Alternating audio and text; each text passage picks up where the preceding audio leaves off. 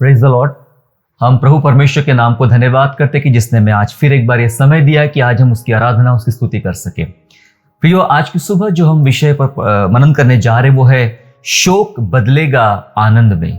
शोक बदलेगा आनंद में। जी हाँ, परमेश्वर मनुष्य के जीवन के, विशेष रूप से विश्वासियों के जीवन से शोक को हटाकर उनके जीवन में आनंद भरना चाहता है। बाइबल सिखाते कि तुम्हारे सिर की राख हटाकर परमेश्वर पगड़ी बांधना चाहता है, तुम्हारे विलाप को नृत्य में बदल देना चाहता है। और ये ऐसा हमारा प्यारा परमेश्वर है जो हमसे बेहद प्यार करता है और वो कभी बर्दाश्त नहीं करता कि हम शोक में पड़े रहे। पर कुछ चीजें इन शोक के पीछे लगी रहती है। उन सारी चीजों पर आज की सुबह हम मनन करेंगे और मेरा मानना है कि संदेश के अंत में निश्चय परमेश्वर आपको अत्यंत आशीष देगा और आप प्रभु यीशु के साथ उसकी संगति में, विश्वास में आगे बढ़ेंगे। प्रियो, मनुष्य के जीवन में जब शोक आता है, जब मनुष्य के जीवन में शोक आता है तब उसके आगे होने वाली भलाई पर वह ध्यान नहीं दे पाता। मतलब जब शोक, मान के चलिए अब हमारे जीवन में शोक चल रहा है, ये शोक का समय है, ये विपत्ति का समय, संकट का समय है, शोक चल रहा है, तो इसके आगे जो भलाई परमेश्वर करने वाला है, जो उत्तम काम करने वाला है, उस पर हमारा ध्यान जल्दी जाता नहीं है। क्योंकि हमारे इर्द गिर्द सिर्फ हमें हमारा शोक, हमारी समस्या, हमारे दुख हमें दिखाई पड़ते हैं। जो विश्वासी लोग हैं, जो हमारे अगुवे हैं, जो हमारा शुभचिंतक है, वे हमसे कहते हैं कि डरो मत, परमेश्वर सब ठीक कर देगा, डरिए मत, ये समय निकल जाएगा, परमेश्वर आपके लिए सब ठीक कर देगा। उस समय ऐसा होता है कि हमारा ध्यान इन बातों पर जाता ही नहीं है और हमें ये लगता है कि बस अब खत्म हो गया है, अब कुछ नहीं हो सकता है, सब लोग मुझे सांत्वना दे रहे हैं लेकिन मैं जानता हूं कि शायद मेरे साथ कुछ नहीं होने वाला है, शायद ये समय मेरे लिए आखिरी है, ये शोक मेरे लिए आखिरी है, ये टाइम मेरे लिए आखिरी है, अब कुछ नहीं हो पाएगा। क्योंकि शोक की घड़ी में इंसान इतना डूब जाता है कि वह सोच भी नहीं सकता कि एक ये मुश्किल दौर के बाद एक अच्छा दौर भी मेरे जीवन के लिए आ सकता है, ये संकट के बाद एक आनंद भी हो सकता है। वो वहां तक सोच ही नहीं सकता है। चारों दिशाओं से सब घिर रहते हैं। हमारी हालत उन इजरायलियों के समान होती है जो डरे हुए थे, जिनको मूसा के द्वारा गुलामी के देश से निकाला गया, और वे देखते हैं सामने समंदर है तो पीछे फिरौन की सेना है। अब उन्हें लगता है कि अब ये हमारा अंत हो चुका है, अब फिरौन हमें जिंदा रहने देगा नहीं, उसने सिपाही भेजे हैं, वो हमें मार डालेगा, और अगर यहाँ से भागने का रास्ता ही बचा नहीं, क्योंकि सामने समंदर है, सामने समंदर है, पीछे फिरौन की सेना है, अब कुछ हमारे संग अच्छा नहीं हो सकता है। यही बातें प्रत्येक विश्वासी को लगती है मेरे प्यारे। इसलिए मैंने कहा कि जब हम शोक में रहते हैं तब इसके बाद जो भले काम प्रभु हमारे जीवन में करने जा रहा होता है उसे हमें समझ में नहीं आता है, हमें उस पर हमारा ध्यान जाता नहीं है। दरअसल ये जो समय होता है शोक का समय, ये हमारी विश्वास की गहराई को परखने का समय होता है। विश्वास को नहीं, विश्वास की गहराइयों को परखने का समय होता है। क्योंकि हम जो विश्वास करते हैं, हम लोग अपने जीवन में साधारण विश्वास लेके चलते हैं, विश्वास की बातें करते हैं, विश्वास पर प्रचार करते हैं, विश्वास की प्रार्थना करते हैं और विश्वास पर बहुत सारे काम हम करते हैं। लेकिन ये विश्वास क्या है, उसकी गहराई को नापना है। गहराई, ये कितना दूर तक गया है, ये इसकी जड़ें कितनी गहरी गई है विश्वास की, ये जांचने के लिए कई बार हमारे जीवन में शोक रहता है।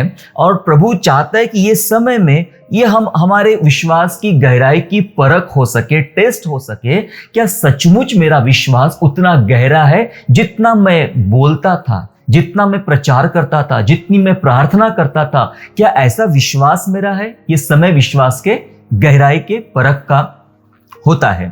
प्रभु के साथ जब हम चलते हैं, ये समय और भी है कि जब हम प्रभु के साथ चलते रहते हैं तो उसके साथ चलते चलते जो हमें अनुभव मिले हैं, प्रभु यीशु मसीह के साथ चलते चलते जो हमें अनुभव मिले हैं, उन अनुभवों की पुनरावृत्ति का ये समय होता है। ये शोक का समय उन अनुभव जो प्रभु के साथ मिले हैं उसकी पुनरावृत्ति होने का यह समय होता है।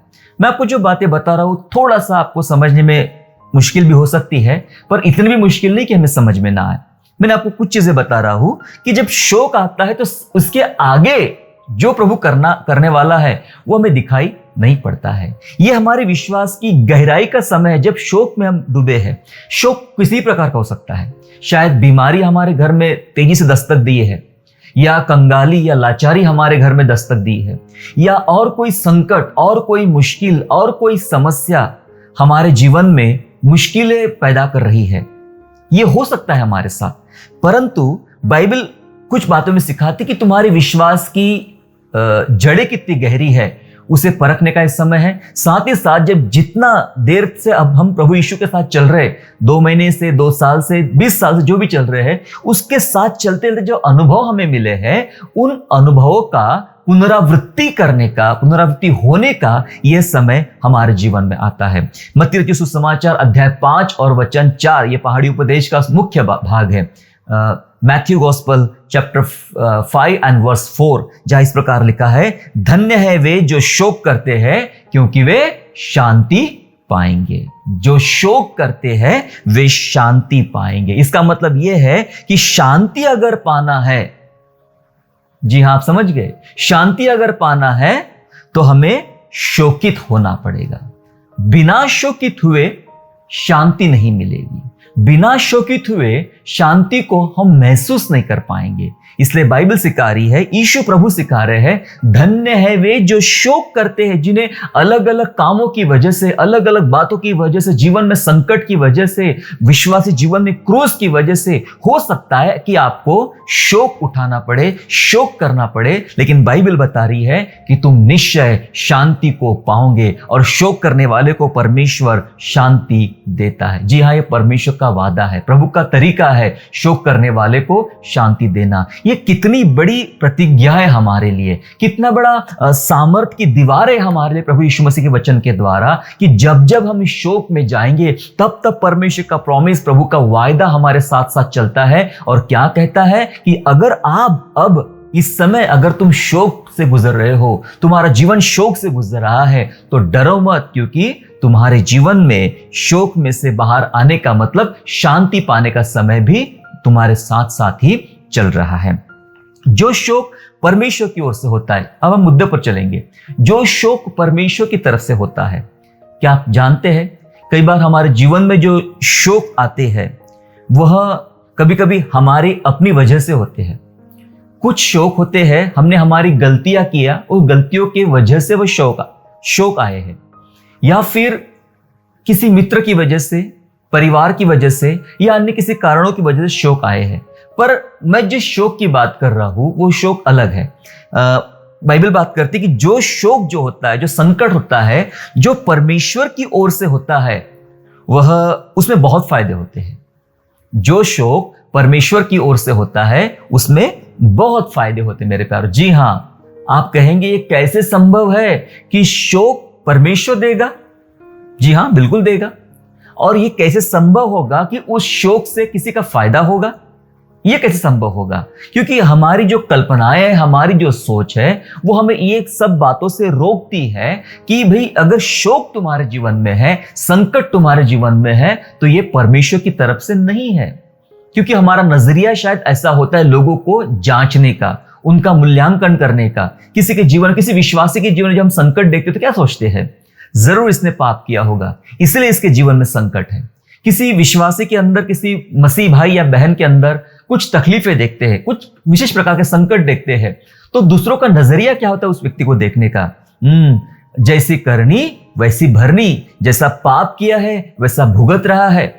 इन्होंने जरूर बहुत बड़ा पाप किया परमेश्वर की नजर में, तभी परमेश्वर ने इनको इस तकलीफ में रखा है, तभी परमेश्वर ने इनको दंड दिया है, तभी परमेश्वर इनको संकट में डाला है। नजरिया बदल जाता है, क्योंकि लोग ये सोचते हैं अगर प्रभु आपके जीवन में है तो सब हरा हरा दिखना चाहिए, सब अच्छा दिखना चाहिए, दुख नहीं दिखना चाहिए आपके जीवन में। अगर दुख दिख रहा है तो लोग कहते हैं कि जरूर आपके जीवन में पाप है। मेरे प्यारो, ये मसीह जीवन नहीं है, ये कुछ और जीवन है, ये कुछ और बातें हैं। मसीह जीवन तब तक मसीह जीवन है जिस जीवन में क्रूस है, जिस जीवन में सोंटे है, जिस जीवन में निंदा है, जिस जीवन में अपमान है, जिस जीवन में कोड़े है, जिस जीवन में बस विलाप और विलाप और विलाप है। मसीह यीशु का रास्ता वो है। यीशु ने हमें वो मार्ग दिखाया है, मेरे मार्ग में चलो, मेरा अनुसरण करो तो स्वर्ग राज्य में बड़ा प्रतिफल पाओगे।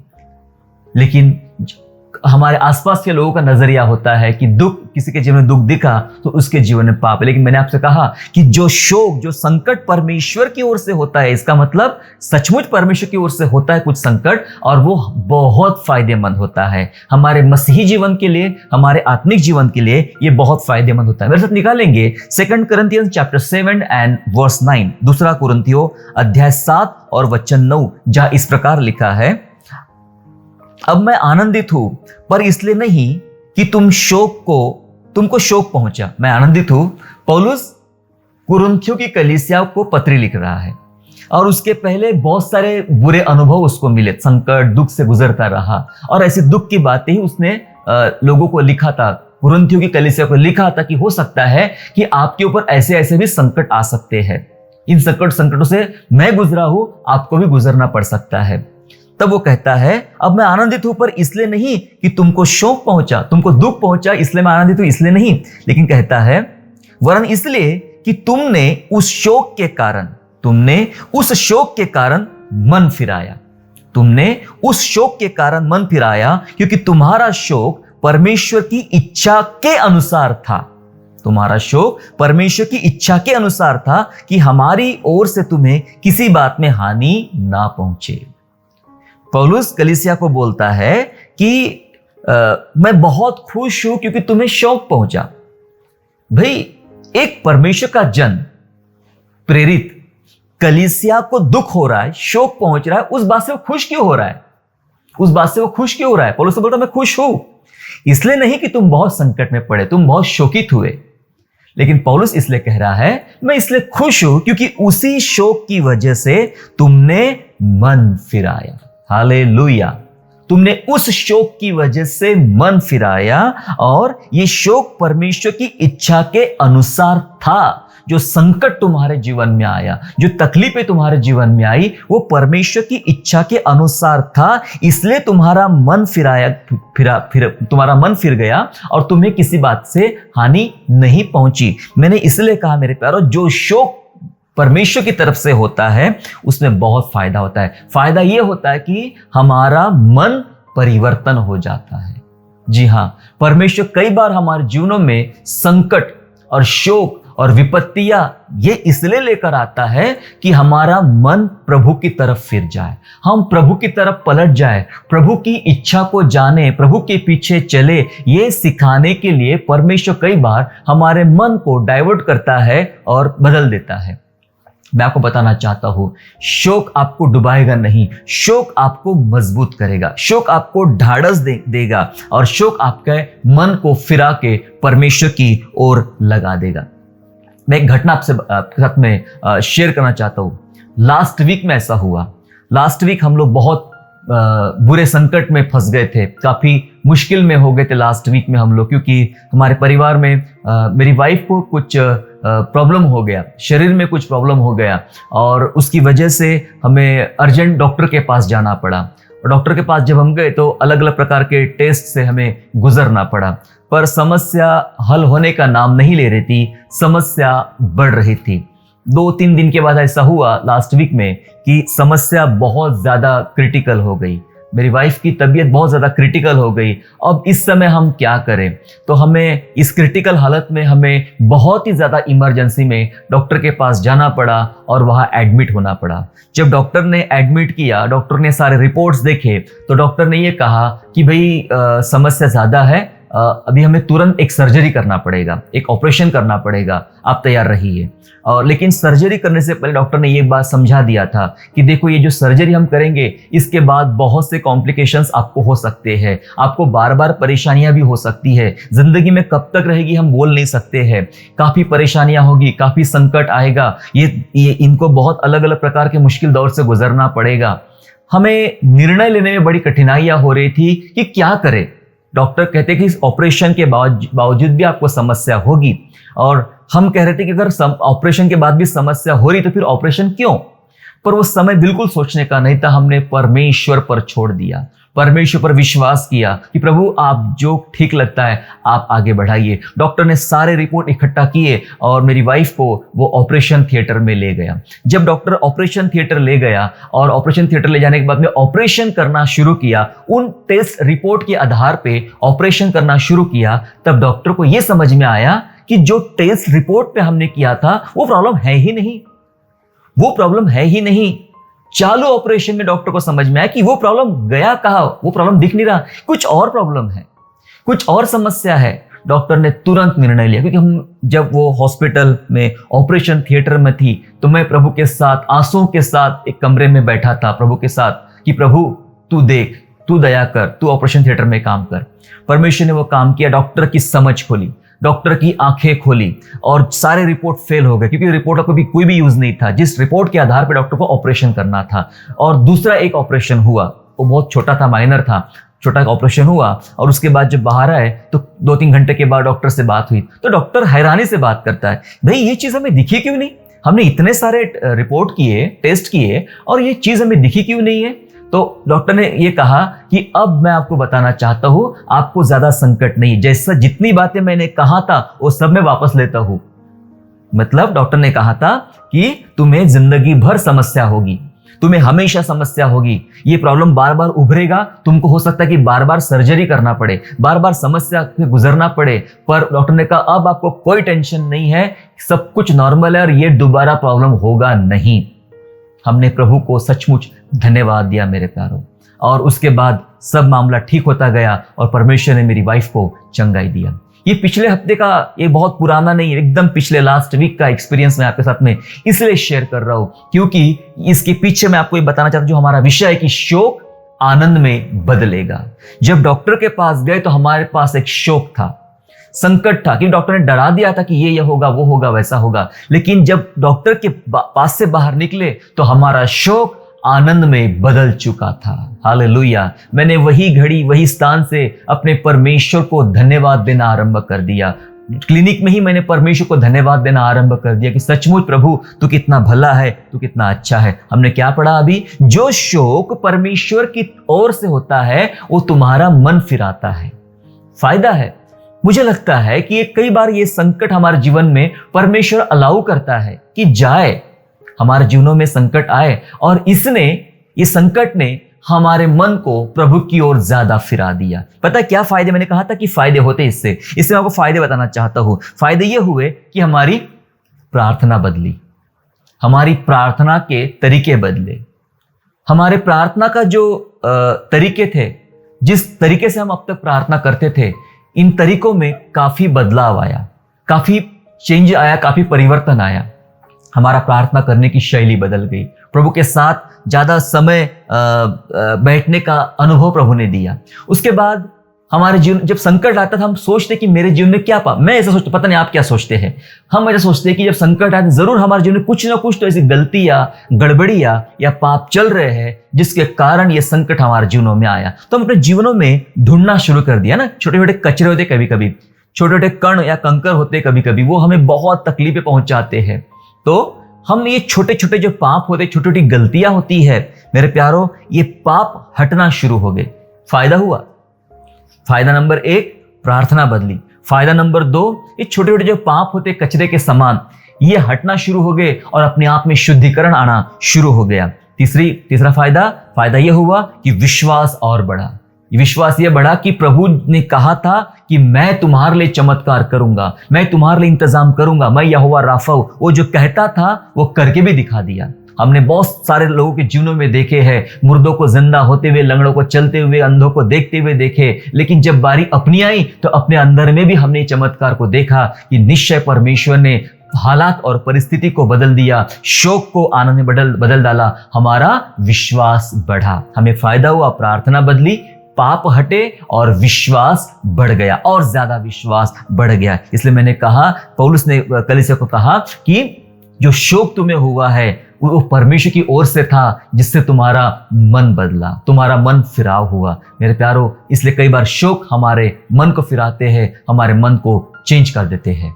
परमेश्वर शोक करने वालों को भी बचाता है। जी हाँ, जो लोग शोक में पड़े हैं, जो लोग अपने जीवन में विभिन्न प्रकार के शोक से गुजर रहे हैं, परमेश्वर इन शोक करने वाले लोगों को भी बचाता। मेरे साथ निकालेंगे आप भजन संहिता 116 उसका वचन 3 और वचन 8। Psalm book of psalm chapter 116 and verse 3 and verse 8, जहाँ इस प्रकार से लिखा है, मृत्यु की रस्सियां मेरे चारों ओर थी, मैं अधोलोक की सकेती में पड़ा था, मुझे संकट और शोक भोगना पड़ा।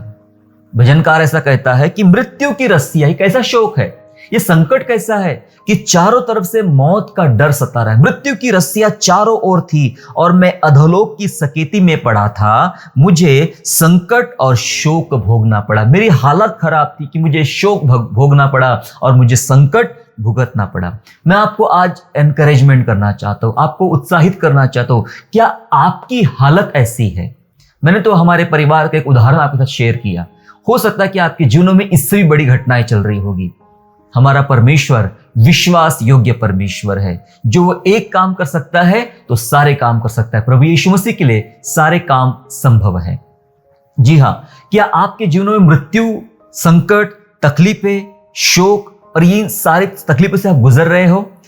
जी हां, अगर गुजर रहे हो तो चिंता मत कीजिए, प्रार्थना कीजिए, प्रभु के साथ दुआ में बैठिए, प्रभु के साथ चरणों में, उसके घुटनों पर आकर प्रभु के चरणों में बैठिए। मैं आपको बताना चाहता हूं, इस अध्याय में भजनकार प्रार्थना करता है और प्रार्थना के बाद उसे प्रतिफल मिलता है। जरूर जब हम प्रार्थना करेंगे, प्रभु के उपस्थिति में बैठेंगे, जी लगाकर गिड़गिड़ाते हुए आंसुओं के साथ जब प्रभु के चरणों में बैठेंगे, बाइबल सिखाती है, प्रभु भजनकार ने जवाब दिया, जब उसने प्रार्थना किया प्रभु ने छुड़ा दिया। तो 8 वचन में ऐसा लिखा है, वो कहता है, 8 वचन लिखा है, तूने तो मेरे प्राण को मृत्यु से, सुनिएगा, नंबर 1 पहले क्या कर रहा था, मृत्यु की रस्सियां चारों ओर है, अधोलोक की सकेती में मैं पड़ा था और संकट, चारों तरफ संकट और शोक से मुझे भुगतना पड़ा। अब बोलता है, तूने मेरे प्राण को मृत्यु से, मेरी आंख को आंसू बहाने से और मेरे पांव को ठोकर खाने से बचाया है। हालेलुया। 3 बातें बताई भजनकार ने। पहली बात, तूने मेरे प्राण को मृत्यु से बचाया। जो प्राण मृत्यु की चारों तरफ से रस्सियों से चारों से घिरा हुआ था, उसमें से तूने मुझे बचाया है। कब? जब उसने प्रार्थना किया, जब उसने गिड़गिड़ाया, जब वो परमेश्वर की उपस्थिति में बैठा, परमेश्वर ने उसके शोक को आनंद में बदल डाला। तूने मेरे प्राण को मृत्यु से बचाया है, तूने मेरे आंख को आंसू बहाने से बचाया है। जी हां, क्या हम रो रहे हैं? प्रभु हमारे आंसुओं का हिसाब रखता है। वो कहता है, मैंने तेरे आंसुओं को कुप्पी में भर रखा है। जी हां, वो हमारे आंसुओं का जवाब देता है, हमारे आंसुओं को जमा करके रखता है। आप जो रोते हैं, आप जो प्रभु के पास गिड़गिड़ाते हैं, ये व्यर्थ नहीं है, इसका जवाब परमेश्वर के पास में है। लिखा है, प्राण को मृत्यु से, आंख को आंसू बहाने से और मेरे पांव को ठोकर खाने से बचाया है। मतलब गिरने नहीं दिया, फिसलने नहीं दिया, टूटने नहीं दिया, ठोकर खाने नहीं दिया, उससे मुझे बचाया है। जी हां, ये शोकित होने के बाद जो प्रार्थनाएं की जाती है, ये उसके परिणाम है। हालेलुया। जी हां, शोकित होने के बाद जो प्रार्थनाएं की जाती है, ये उसके परिणाम है। इसलिए मैंने कहा कि परमेश्वर शोक करने वाले को बचाता भी है। क्या आप शोक कर रहे हो? यदि आप शोक कर रहे हो, नो प्रॉब्लम, आपका बचाव निश्चित है। बस दुआ में रहिए, प्रभु के साथ रहिए, प्रभु के साथ घुटनों पर बैठिए। दूसरी बात मैं बताना चाहता हूं, कई बार ये शोक जो होता है, ये आपको बहुत ऊंचाई पर ले जाता है। क्या कोई कह सकता है ऐसा कि किसी इंसान का शोक उसे ऊंचाई पर ले जा सकता है? शोक के पीछे बहुत सी बातें छुपी है मेरे प्यारों। शोक के पीछे छुपी है नम्रता, शोक के पीछे छुपा है छोटा बनना, दीन होना, शोक के पीछे छुपा है रोना, विलाप करना। बहुत सारी चीजें शोक के पीछे छुपी हुई है और शोक आपको ऊंचाई पर ले जा सकता है। जी हां, शोक आपको ऊंचाई पर ले जा सकता है। प्रभु यीशु मसीह, मृत्यु का शोक, ये जो संसार की पीड़ा है, हमारी मेरी आपकी पीड़ाएं लेकर यीशु मसीह जो शोक था, वो शोक के कारण फिलिपियों की पत्री कहती कि उसे ऊंचा ले जाया गया, ऊंचा हो गया, पिता की गोद में जाके बैठ गया, स्वर्ग में सबसे ऊंचा स्थान उसको मिला। वो शोक की वजह से ऊंचाई पर ले गया और वो सिद्धांत उसने रखा है। आप और मैं यदि इस शोक से गुजरते हैं, इस शोक का अनुभव करते हैं, इस शोक से हम लगातार झूंझते रहते हैं, तो परमेश्वर आपको ऊंचाई पर ले जाएगा। आप जानते हैं, हमें यहां तक लाने के लिए, मतलब हमारे विश्वास को, कलीसिया को यहां तक लाने के लिए कितने मिशनरियों ने अपना प्राण दिया है, कितने लोगों ने अपना जान दिया है, और वो शोक की वजह से वे ऊंचाई पर चले गए, वे प्रेरित बन गए, वे सेवक बन गए, कलीसिया के बनाने वाले, बचाने वाले बन गए। मेरे प्यारो, बाइबल कहती है, बाइबल नहीं, एक मेरे ख्याल तीसरी सदी में ऐसा एक प्रेरित था, मिशनरी था, और उन्होंने ऐसा कहा था कि कलीसिया शहीदों के खून पर खड़ी है। कलीसिया शहीदों के खून पर खड़ी है, मतलब जो लोग शहीद हुए, जिन्होंने शोक उठाया, दुख मनाया, कलीसिया उनके ऊपर खड़ी है। कई सारे हमारे देश में भी ऐसे कई मिशनरी हो गए। साधु सुंदर सिंह का नाम आपने सुना होगा, पंजाब के अमृतसर से आए थे वे, और प्रभु ने उनका इस्तेमाल किया। उन्हें कहते थे कि खूनी पांव का प्रेरित, क्योंकि पांव कट जाते थे, बर्फ पर चलना, पहाड़ों पर चलना, पांव कट जाते थे और खून के दाग पड़ते थे, और तब भी वे चलते थे और यीशु मसीह की सेवा करते। ऐसे कितने सारे मिशनरी और सेवकों ने इस दुनिया में, मेरे प्यारो, काम किया है। मैं आपको बताना चाहता हूं, ये शोक की वजह से प्रभु ने उनको ऊंचाई पर ले गया। आपके अंदर, मेरे अंदर जो शोक प्रभु दे रहा है, ऐसा संकट दे रहा है, हो सकता है कि कई लोगों के जीवनों में संकट प्रभु की वजह से आया है, प्रभु ने भेजा है, और यह संकट आपको ऊंचाई पर ले जाएगा। एक वचन मेरे साथ पढ़ेंगे, अय्यूब की पुस्तक में, book of Job and chapter 5 and verse 11, 5वां अध्याय और 11 वचन में इस प्रकार लिखा है, इसी रीति से वह नम्र लोगों को ऊंचे स्थान पर बिठाता है, और शोक का पहरावा पहने हुए लोग ऊंचे पर पहुंचकर बचते हैं। क्या लिखा है वचन में? शोक का पहरावा पहने हुए लोग ऊंचे पर पहुंचकर बचते हैं। परमेश्वर संकट से गुजरने देता है लोगों को, और वे लिखा है जो शोक का पहरावा, संकट का पहरावा पहने हुए हैं, परमेश्वर को ऊंचाई पर ले जाके बचाता है। यस, प्रभु संकट हमें ऊंचाई पर ले जाएगा और वहां हमारा बचाव भी करेगा। संकट हमारा, परमेश्वर हमारा वहां पर बचाव भी करेगा। यस, आप ऊपर की तरफ हैं, जब आप क्रूस लेके चल रहे हो, शोक उठा के चल रहे हो, विभिन्न तकलीफें उठा के चल रहे हो, प्रभु आपको ऊंचाई पर ले जा रहा है। ये सोचना बंद करो, मेरे साथ ऐसा क्यों हुआ, क्यों मेरे लिए ऐसा हुआ। सब प्रभु के हाथ में है। प्रभु के हाथ में अपने आप को छोड़ दो, उसके जैसा जीवन जियो, उसने जो सिखाया वो जीवन हमें जीना है।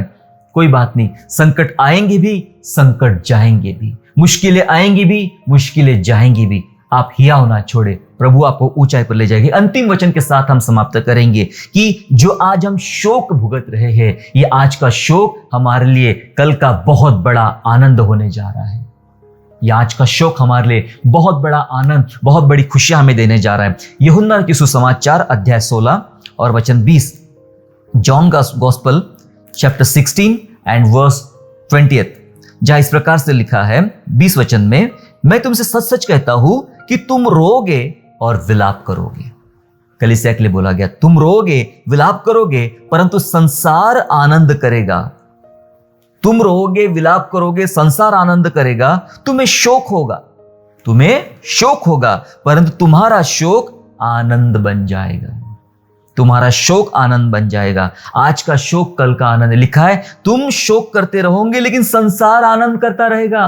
तुम विलाप करते रहोगे लेकिन संसार खुशियां मनाते रहेगा। इसका मतलब यह है कि विश्वासियों के जीवनों में, मसीहों के जीवन में विभिन्न प्रकार के संकट, विभिन्न प्रकार के शोक हो सकते हैं, और दुनिया वालों के पास विभिन्न प्रकार के आनंद हो सकते हैं, और वो देख देख कर हमें लगता है कि कितने खुश है ये लोग, इतना पापी जीवन जीते हैं फिर भी खुश है, और मेरे जीवन में इतना दुख क्यों है।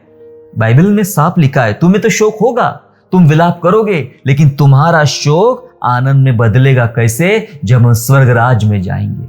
इन्हें 10 साल की खुशियां मिलेगी, 20 साल की खुशियां मिलेगी, 40 साल की खुशियां मिलेगी, लेकिन प्रभु के भक्तों को अनंत काल की खुशियां मिलेगी। तुम्हारा शोक आनंद में बदल जाएगा, और यह हमारा परमेश्वर है, इस हालात में भी, शोक में भी मजबूत बनाए रखता है। जो मिट्टी का घड़ा होता है, उसे आग में डालने से पहले वो कुम्हार जो होता है ठोकता है ना, और घड़ा तो टूटता नहीं है, क्योंकि एक हाथ उसका अंदर से सपोर्ट करते रहता है। परमेश्वर इस संकट में भी हमें टूटने देता नहीं, क्योंकि उसका एक हाथ हमें अंदर से संभाले रहता है। इसलिए प्यारो, हमने आज सीखे कि शोक आनंद में बदल जाएगा। आपके जीवन में, मेरे जीवन में, कलीसिया जीवन में अगर किसी भी प्रकार का शोक क्यों ना हो, परमेश्वर का वादा है वचन में कि तुम्हारे शोक को परमेश्वर आनंद में बदल देगा। आइए हम प्रार्थना करें। यदि आपके जीवन में कोई प्रकार का शोक चल रहा है, विलाप चल रहा है, दुख चल रहा है, चाहे वो बीमारी हो, चाहे संकट हो, चाहे पैसों की विपत्ति हो या अन्य कोई संकट चल रहा हो, आज प्रभु पर निर्भर हो जाइए। अपने शोक को लेकर प्रभु के पास आइए। प्रभु आपको बदलेगा, आपके चरित्र को, आपके जीवन को बदलेगा और उसका वादा है कि तुम्हारा शोक आनंद में बदल जाएगा। ये यीशु मसीह का किया हुआ प्रॉमिस है मेरे प्यारो। प्रभु यीशु मसीह का किया गया वायदा है आपके लिए, मेरे लिए। आइए हम प्रार्थना करें और अपनी परिस्थितियों के अंदर आज एक बदलाव देखना शुरुआत कर दीजिए। आइए हम दुआ करें। पिता, हम यीशु मसीह के नाम से आपका धन्यवाद करते हैं क्योंकि आपने हमें छुआ, आपने हमें बनाया, आपने हमें रचाया। हम धन्यवाद करते स्वामी। प्यारे पिता परमेश्वर, आपसे अनुग्रह, कृपा और दया मांगते हैं पिता परमेश्वर। प्रभु जी, हम सबके जीवनों में पिता परमेश्वर बहुत सारे शोक, दुख, अशांति और निराशाएं चल रही पिता परमेश्वर, लेकिन आपसे विशेष प्रार्थना करते ईश्वर राजा, इस शोक आनंद में बदलने वाले परमेश्वर आप है। आपके वचन में लिखा है, धन्य है वे जो शोक करते हैं क्योंकि वे शांति पाएंगे। सच में पिता परमेश्वर, शोक के उपरांत प्रभु जो शांति आप देते हैं प्रभु, वो सचमुच हमारे जीवन में आनंद देने वाली, सुख देने वाली और शांति देने वाली होती प्रभु। हम धन्यवाद करते हैं। यीशु ही चंगा करता है, यीशु ही चमत्कार करता है, ये हमने जान लिया पिता। तूने हमारे परिवार में जो कार्य किया प्रभु जी, उसके द्वारा हमने जान लिया कि तू ही सब कुछ कर सकता है राजा। हालात, परिस्थितियां और सारी बातों को आप बदल सकते हैं प्रभु जी। इसलिए पिता परमेश्वर, आपके नाम को हम धन्यवाद धन्यवाद धन्यवाद देते प्रभु। सुनने वाले तमाम मेरे भाई बहनों को आशीर्वाद दे और आपकी महिमा उनके जीवन में कर प्रभु। यदि मेरे भाई या बहनें इस समय शोक में है, मुश्किलों में जीवन जी रहे हैं, तो हम विनती करते पिता परमेश्वर, उनका शोक आनंद में बदल जाए, शोक आनंद में बदल जाए। यीशु राजा, ऐसा अनुग्रह मांगते हैं। हम सबको आशीर्वाद दे और आपका ही आनंद हमारे जीवन में सदाकाल बना रहे, ऐसी कृपा आपसे मांगते प्रभु। धन्यवाद स्तुति करते, धन्यवाद के साथ ये प्रार्थना उद्धारकर्ता प्रभु यीशु मसीह के मीठे और पवित्र नाम से मांगते राजा। सुनिए, दया से कबूल कीजिए। आमीन।